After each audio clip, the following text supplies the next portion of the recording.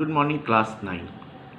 हम आज आप लोगों को रिवीजन करा रहे हैं पेड़ का दर्द। पेड़ का दर्द में मैं आपको क्वेश्चन दूंगा, जैसे पेड़ का दर्द कविता का सारांश, उद्देश्य और संदेश, 3 आपको पढ़ना है अच्छी तरह से। तो पेड़ का दर्द का आज मैं सारांश आप लोगों को समझा देता हूँ, उसके बाद नेक्स्ट क्लास में हम उद्देश्य या संदेश हम समझाएंगे। पेड़ का दर्द, ऐसे मैंने इस कविता को मैंने आपको पढ़ा दिया था। इस कविता को मैंने आप लोगों को क्लास में पढ़ाया था। आज हम इस कविता के सारांश जो है आज हम आप लोगों को पढ़ाते हैं, इस रिवीजन कर लेते हैं। कवि पेड़ का दर्द का कवि जो है सर्वेश्वर दयाल सक्सेना है। सर्वेश्वर दयाल सक्सेना की एक कविता संग्रह है जिसका नाम है जंगल का दर्द। याद रखिएगा, ये ऑब्जेक्टिव क्वेश्चन में आता है। प्रस्तुत कविता पेड़ का दर्द सर्वेश्वर दयाल सक्सेना के कविता संग्रह जंगल का दर्द से संकलित किया गया है। मतलब कि पेड़ का दर्द कविता सर्वेश्वर दयाल सक्सेना के जंगल का दर्द काव्य संग्रह से लिया गया है। प्रस्तुत कविता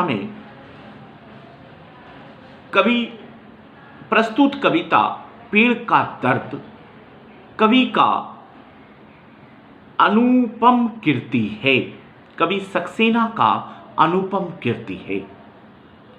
पेड़ का दर्द, याद रखिएगा, प्रकृति ईश्वर द्वारा प्रदत्त सर्वोत्कृष्ट कीर्ति है। बिना प्रकृति के मानव जीवन की अस्तित्व की कल्पना असंभव है। बिना प्रकृति के मानव जीवन की कल्पना करना क्या है? असंभव है। मानव जीवन की कल्पना भी नहीं कर सकते हैं बिना प्रकृति के।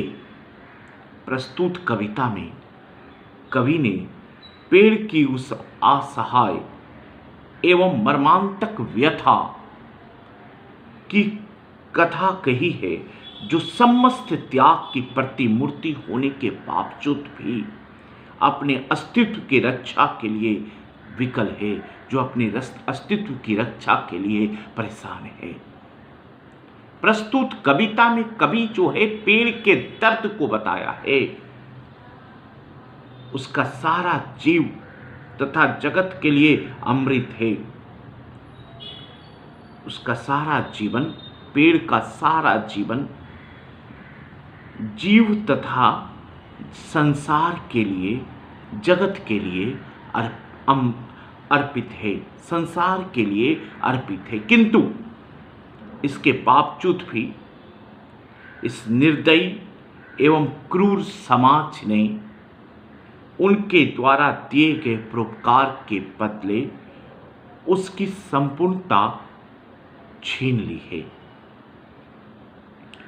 उसको अनुपयोगी बनाया है, उसके अस्तित्व की निर्ममता को खंडित किया है। ये समाज पेड़ की अस्तित्व की निर्ममता को खंडित कर दिया है।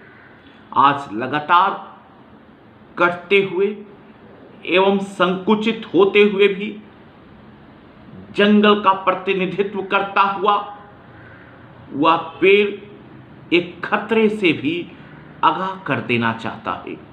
एक खतरे से भी वो पेड़ क्या करना चाहता है? आगाह कर देना चाहता है कि बिगड़ते हुए प्राकृतिक पर्यावरण के संतुलन के कारण गुलदार और अनहिंसक पशु जंगलों से छोड़कर, जंगलों से निकलकर घरों में प्रवेश कर लोगों की हत्या करने लगे हैं। ये पेड़ आगाह करने, ये बिगड़ती प्राकृतिक पर्यावरण का जो संतुलन है के कारण ही तो जंगली जानवर जो है शहरों की तरफ कूच कर रहे हैं, गांवों की तरफ आ रहे हैं, लोगों की हत्या कर रहे हैं। एक हरा भरा पेड़ चिड़ियों की नैसर्गिक जीवन शैली का सहारा है। चिड़ियों का चहचहाना, धामिनों के लिपटे रहना तथा गुलदार का पेड़ पर बैठ जाने की अधिकार को उनसे छीन लेना, क्या उनके जीवन का स्वाभाविकता छीन लेना नहीं है? उसके जीवन की स्वाभाविकता छीन लेना नहीं है। पेड़ पूछ रहा है मनुष्य से, कभी सवाल भी करता है, या एक समाज के सामने यक्ष प्रश्न है जो अनुत्तरित है एवं चुनौतीपूर्ण है। पेड़ एक ऐसे व्यक्ति या समूह का भी प्रतिनिधित्व करता हुआ जान पड़ता है जो सारा जीवन त्याग एवं परोपकार के लिए जीता है, जो सारा जीवन त्याग और एवं परोपकार के लिए जी रहा है। फिर भी उसके अस्तित्व को लोग बराबर संकट में डाल देते हैं। उसे पेड़ की तरह धुएं, लपटों, कोयले तथा राख के बदल देने की चेष्टा करते हैं। पेड़ को जलाकर कोयले, राख, धुएं में बदल देते हैं। पेड़ को इस बात की आशंका भी है कि उसे वो जिस रूप में प्रयोग हो रहा है या जल रहा है वो कहीं सारहीन तो नहीं है, कोई मतलबहीन तो नहीं है, सारहीन तो नहीं है। उसे यह भी पता नहीं है कि उसे क्यों जला रहा है, जलाने से किसी का पेट भरेगा कि नहीं भरेगा। कभी अत्यंत समाज के सामने एक चुनौती भी देता है कि व्यक्ति या समाज अपने जड़ों से कटकर या अलग होकर नहीं जी सकता है, अपने अस्तित्व की रक्षा नहीं कर सकता है।